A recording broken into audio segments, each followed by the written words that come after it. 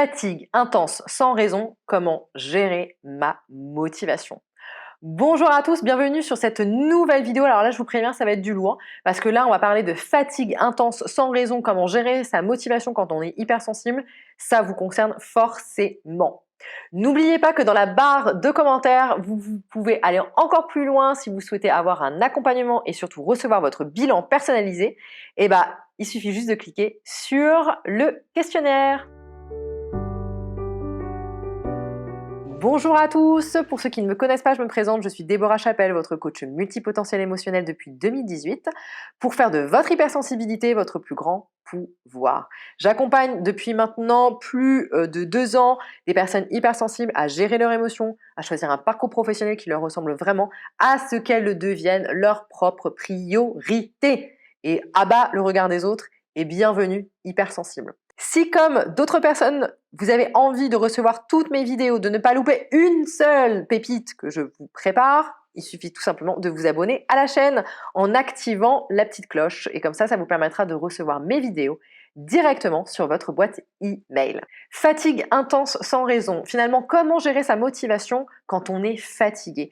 Et là, je sais ce par quoi vous vivez en fait, ce par quoi vous passez. C'est-à-dire que le problème d'un hypersensible, on est souvent très fatigué et du coup on reste comme ça dans la procrastination, on a vraiment du mal à gérer sa motivation, à trouver quelque chose pour passer à l'action, etc. Alors je vous ai déjà expliqué plusieurs fois que tout simplement le fait de ne rien faire fait que ça entraîne encore plus de fatigue, donc il faut un peu se forcer, il faut essayer de bouger, essayer d'aller se ressourcer par les types de massages ou par exemple aller se ressourcer au bord de la mer, aller se ressourcer à la montagne, voilà, connaître ces types de ressources. Mais comment finalement gérer sa motivation?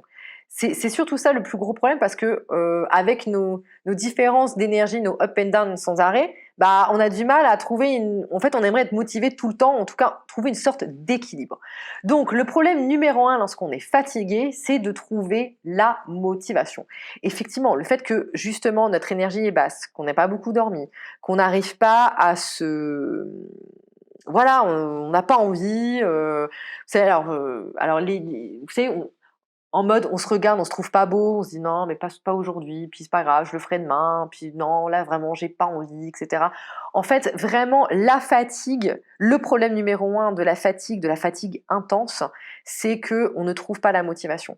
Et le problème, c'est que quand dans notre société, c'est un peu difficile de pas avoir de motivation pour pouvoir justement atteindre ses objectifs, mettre en place de nouvelles actions, etc., etc. Et je le vois, même moi, en tant que coach, parfois c'est difficile de trouver la motivation pour enregistrer par exemple mes vidéos parce que ça me demande du temps, ça me bouffe énormément d'énergie.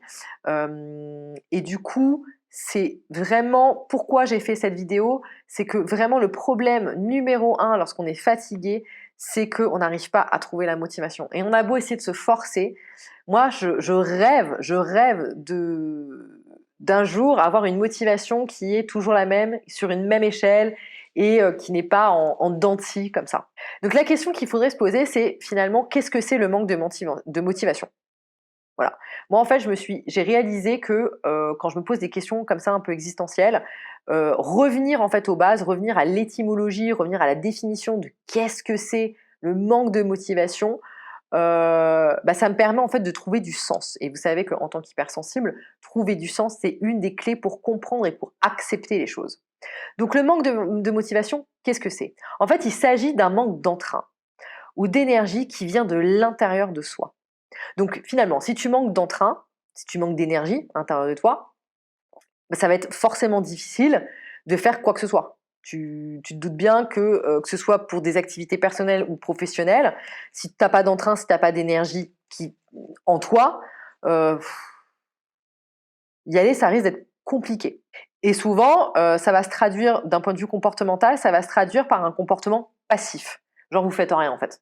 T'es en mode passif, tu laisses les choses se faire ou tu fais en sorte que les autres fassent les choses à ta place. Donc ce qu'il faut comprendre, c'est que c'est tout à fait normal de ne pas être motivé à 100% tous les jours. Ça, c'est ce que je vous dis souvent, c'est qu'il y a un moment donné, moi, cette espèce de sentiment de culpabilité de se dire ah ouais, faut être tout le temps motivé, un peu l'américaine, oui. J'adore les Américains, mais sur ce coup-là, j'ai trouvé un peu faux cul. Ouais, faut être motivé toujours à 100%, faut être à 200%. Dans les coachings aussi de développement personnel ou d'entrepreneuriat, vous entendez souvent des coachs vous dire ouais, vous savez, quand vous faites un travail que vous n'avez pas l'impression de travailler, bah franchement, trouver la motivation, bah c'est trop facile parce qu'en fait, vous n'avez pas l'impression de bosser, etc. Franchement, enfin pour moi, hein, dans mon prisme à moi, dans mon monde à moi, ça c'est du bullshit. C'est du grand n'importe quoi. C'est impossible.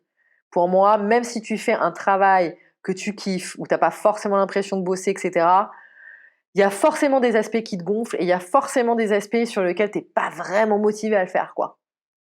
Moi, par exemple, j'adore mon boulot, mais tout ce qui est la partie digitale, ça me gonfle parce que ça prend un temps fou, parce qu'il faut que je comprenne les algorithmes et que voilà, ça me pompe de l'énergie. C'est pas mon premier métier et que j'ai clairement pas les moyens pour l'instant de créer mon équipe. Ça, c'est un de mes objectifs.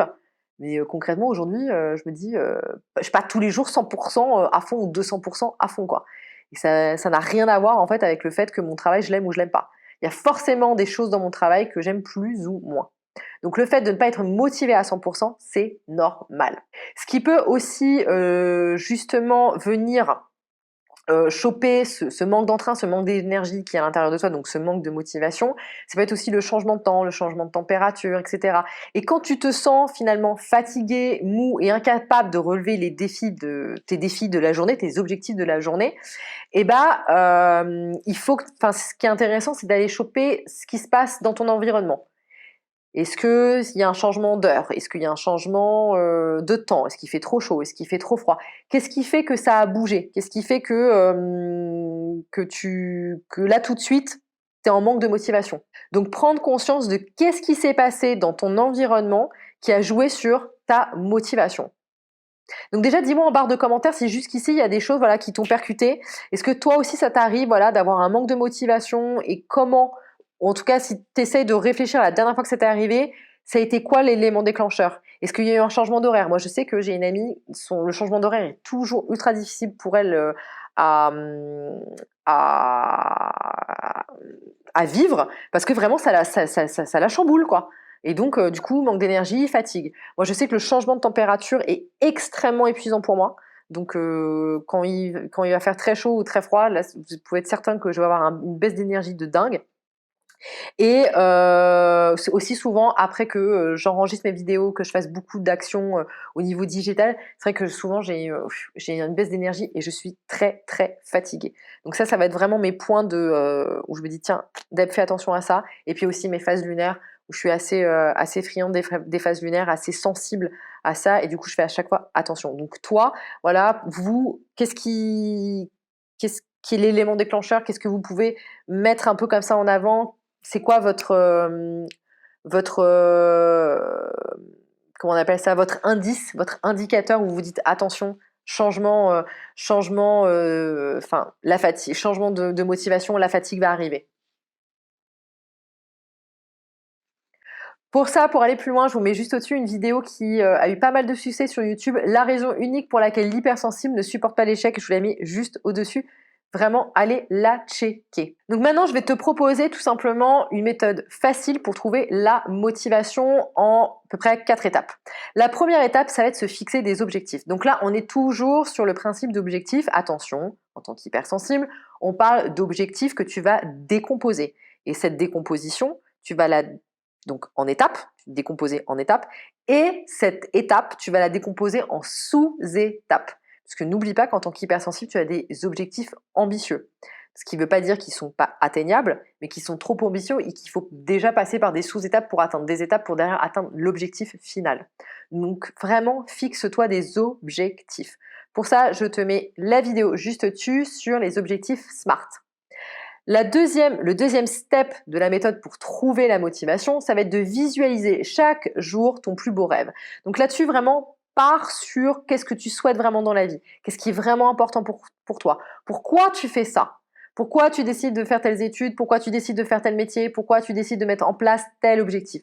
C'est quoi vraiment ton rêve? Donc j'accompagne principalement mes coachés, surtout ados, sur le principe de leurs valeurs et le principe de leurs besoins. Et derrière, en fait, on crée un tableau de vision board. Donc, en fait, on est vraiment sur la visualisation de son objectif. Ce qui est hyper intéressant, c'est de mettre en création, de rendre vivant un objectif sous forme de tableau. Ça vous permet d'une, de travailler sur votre créativité, et de deux, d'avoir toujours ça en face de vous, en fait, et de ne pas perdre dans votre tête pourquoi vous faites ça, pourquoi vous mettez les choses en place, pourquoi vous avez décidé de mettre ça, telle étape en place, tel objectif en place, etc., etc., etc. Le troisième step pour avoir une méthode facile pour trouver la motivation, ça va être d'associer les autres. Alors, associer les autres dans le sens s'entourer de personnes qui ont les mêmes objectifs que vous ou qui ont des objectifs à équivalent. Entourez-vous de personnes qui partagent vos buts en fait, qui partagent vos envies, qui partagent vos valeurs. Ça va vous motiver, ça va vous tirer vers le haut en fait, plutôt que de vous tirer vers le bas. Donc vraiment, entourez-vous de personnes qui vous ressemblent, qui ont des objectifs communs avec vous, des buts communs ou en tout cas des objectifs et des rêves qui sont à la même échelle. Le quatrième et dernier point pour avoir la méthode facile pour trouver la motivation en tant que hypersensible, ça va être de rechercher les petites victoires. Donc ça, c'est par rapport à vos objectifs, quand vous avez décomposé en étapes et derrière en sous-étapes. À chaque fois que vous atteignez une sous-étape ou une étape, récompensez-vous. Donc vraiment, donnez-vous des victoires, soyez bienveillant envers vous-même et prenez conscience de justement de votre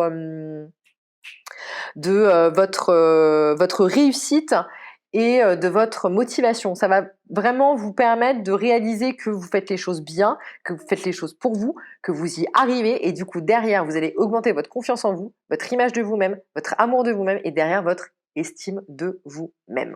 Voilà, aujourd'hui on a vu comment gérer sa motivation en fait quand on est fatigué. On a vu que le problème numéro 1 lorsqu'on est fatigué, finalement c'est de trouver la motivation. Donc on s'est vraiment interrogé sur ce qu'était la motivation.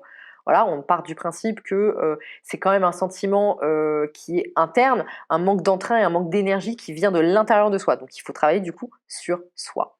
Pour ça, je vous ai parlé de mettre en place une méthode facile pour trouver la motivation en se fixant des objectifs. N'oubliez pas des objectifs SMART sur du court, moyen terme. Décomposez votre objectif, sinon vous n'allez pas réussir vous allez être souvent frustré. Parce que justement, vous avez mis en place un objectif trop ambitieux. La deuxième chose, c'est visualiser votre plus beau rêve, donc travailler sur votre vision board. Qu'est-ce qui est vraiment important pour vous? Allez identifier vos valeurs, vos besoins, pour pouvoir justement créer et rendre vivant votre objectif, votre visualisation de rêve. Le troisième point pour se motiver, c'est s'entourer de personnes motivantes, donc de s'entourer de personnes qui vont vous tirer vers le haut, qui ont des buts en commun avec vous, ou en tout cas des buts qui se ressemblent, vous voyez, on est sur la même échelle. Donc ça va être super important. Et le dernier point, c'est tout simplement de rechercher des petites victoires. Donc ça va être quand vous allez décomposer votre objectif, à chaque fois que vous allez atteindre en fait une étape ou une sous-étape, félicitez-vous. C'est très très important de se féliciter, de prendre conscience des choses qu'on a mis en place, de prendre conscience des étapes qu'on a réussies, de réaliser qu'on s'améliore avec le temps et qu'on réussit à prendre confiance en nous et du coup derrière à s'estimer. Voilà, je vous remercie beaucoup, j'espère que cette vidéo vous a plu. N'oubliez pas de me suivre sur mes différents réseaux sociaux. Si, comme beaucoup d'autres personnes, vous décidez en fait de challenger vos émotions, vous avez envie de mieux gérer vos émotions, de mieux exprimer vos émotions, de vous motiver, je vous invite à rejoindre le groupe Emo Challenge pour justement exprimer vos émotions. Je vous souhaite une excellente journée et je vous dis à très très bientôt pour une prochaine vidéo sur l'hypersensibilité. Belle journée à vous, ciao!